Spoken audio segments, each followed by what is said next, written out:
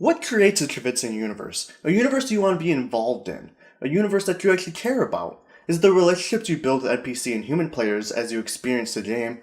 Or is it the possibility of your mind wandering through exploration of the environments and settings that the game sets out for you to explore?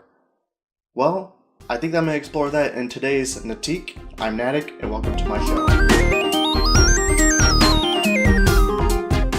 Oh, that's right, Dark Souls 2. This massive title creates this diverse environment that allows progression through the game from making non-linear actions and exhausting dialogue choices to extend the backstory of the kingdom. We can learn what happened during the war with the giants and how it's affected the land. You learn that as you progress through the game there's so much more it has to offer, and as it populates around you, you understand the importance of humanity and why the others hold it so dearly. For me, it's the compilation of all the small details that From Software has incorporated into the game that really sells the dynamic universe you are now involved in. So today I'm going to cover some of those detailed aesthetics that I really believe sell the illusion of Dragon Lake.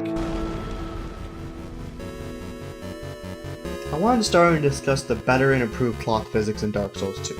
I found in Dark Souls 1 that I liked using armor sets that were cloth, and because of this, armors now just tend to look a lot cooler. Not only now are the armor sets more varied and easier to handle beyond the select few that kinda just need to be spanned with bonfire aesthetics, I've known an improvement in the way and how the sets feel. Sure, you can just fat roll past your equip load, but sets like Havels do feel a lot heavier than they were in the first, and likewise to lighter sets. In the original, I essentially just kept one armor set the whole game, while in the sequel has me exploring for new opportunities to append to my wardrobe. It's such a minor detail, but something that I appreciate. The world is not static anymore, it's actually dynamic, and you understand that it's not just revolved around you. When I go down an elevator, my cape actually rises, and when I'm outside, it actually seems like there's some wind effect towards it. And this all adds to the fact that you are part of this world. A world that actually scales while you're traveling throughout. You are presented with Dragon Lake, and how you explore it's up to you. However, environments are kind of revealed at a sort of a scale. While it only takes you about 2 minutes to run from Majula to Hyde's Tower of Flame, you can turn around on arrival and see where you were, seemingly miles away. At the same time, I'll say that this almost feels like the destruction of the immersion. It's totally possible I just used to be able to run from Firelink Shrine to Orlano in a seemingly quick amount of time without warping, but the locations were cleverly layered.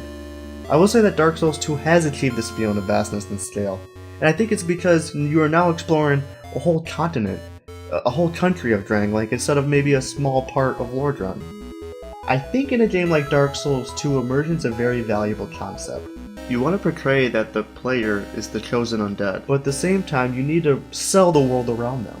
Dark Souls 2 has improved lighting greatly, and with the addition of torches and the ability to dynamically light your path, still makes the game fall short graphically when you're dealing with the low resolution textures. And how much I enjoy Dark Souls 2, and I can sit here all day and show you examples of great lighting and great details, it's kind of hard not to point out the negative side of things.